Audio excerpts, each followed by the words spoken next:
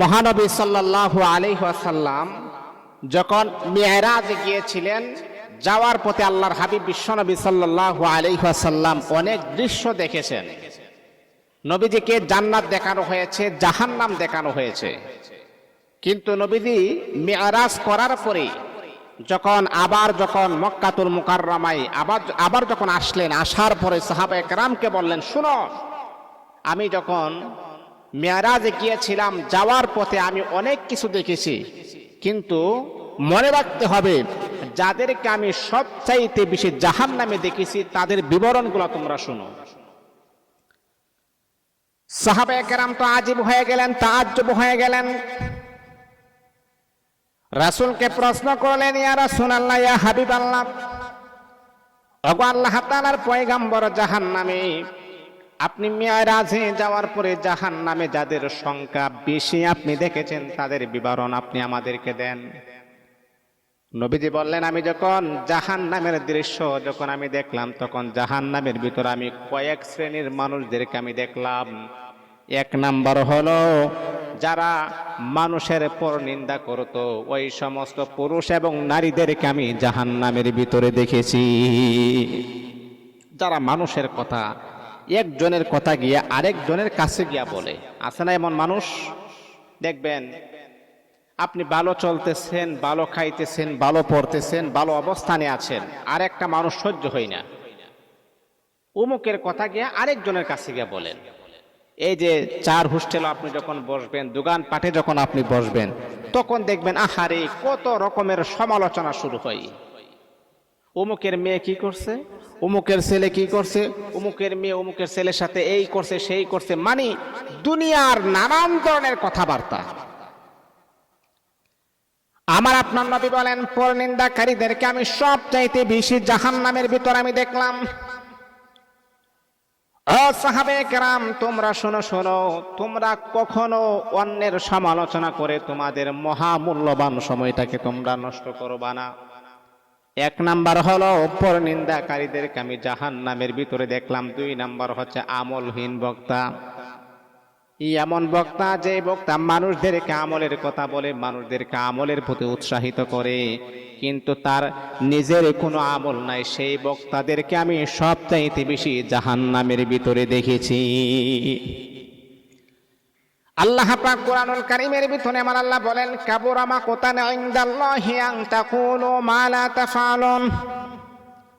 এরে আল্লাহ তাআলার বান্দা, কেন তোমরা এমন কথা তোমরা কেন বলো যে কথা তোমার নিজের আমল নাই?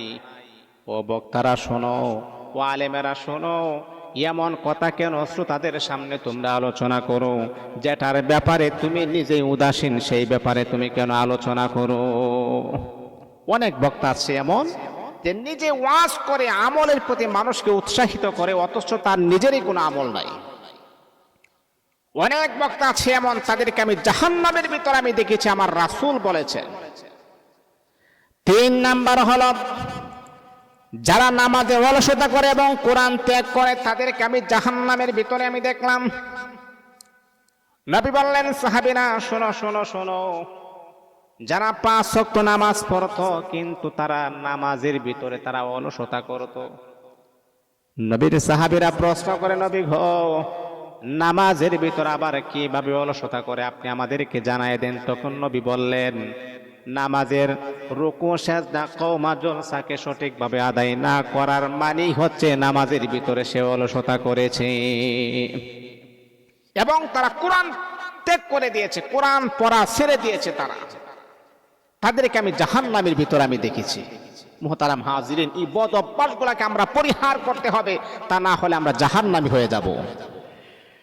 নবী বললেন, সুদ করে আমি জাহান্নামের ভিতরে দেখলাম। সুদ করে যারা সুদ খায়, এ মুসলমান, আপনি কি জানেন না সুদ যে কত বড় মারাত্মক ধরনের গুনাহ? সুদের সর্বনিম্ন গুনাহ হলো মায়ের সাথে জিনা করার সমপরিমাণ গুনাহ তার আমল নামার ভিতরে আমার আল্লাহ লিপিবদ্ধ করে দিবেন। এটা হলো সবচাইতে সর্বনিম্ন গুনাহ। সুদের 34টা স্তর রয়েছে। কয়টা? 34টা স্তর সুদের। এর ভিতরে সবচাইতে মানে একদম নিম্নগামী ছোট গুনাহ হচ্ছে মায়ের সাথে জিনা করা।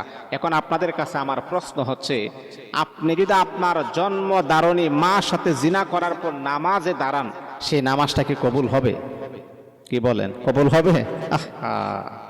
আমরা সুদ খাইতেছি অহরহ, আজকে রন্দে রন্দে ছড়িয়ে যাচ্ছে, সমাজে চলে যাচ্ছে, রাষ্ট্রীয়ভাবে সুদের হার ছড়িয়ে যাচ্ছে। নবী বললেন 5 নাম্বার হলো, যখন কোনো প্রাণীকে আপনি কষ্ট দিবেন, যে কোনো প্রাণীকে যদি আপনি কষ্ট দেন, এটা কুকুর হোক, এটা ছাগল হোক, এটা বিড়াল হোক, যে কোনো প্রাণীকে যদি আপনি কষ্ট দেন, তাহলে কিন্তু আপনি জাহান্নামের ভিতরে যাবেন। কারণ আল্লাহ পাক রব্বুল আলামিন এই প্রাণীটাকে আমার আল্লাহ বানাইছেন, আমার আল্লাহ আপনাকে আশরাফুল মাখলুকাত বানাইছেন, আর ওটাকে আমার আল্লাহ নিকৃষ্ট একটা কুকুর বানাইছেন, তারপরও কিন্তু তাকে কষ্ট দেওয়া যাবে না।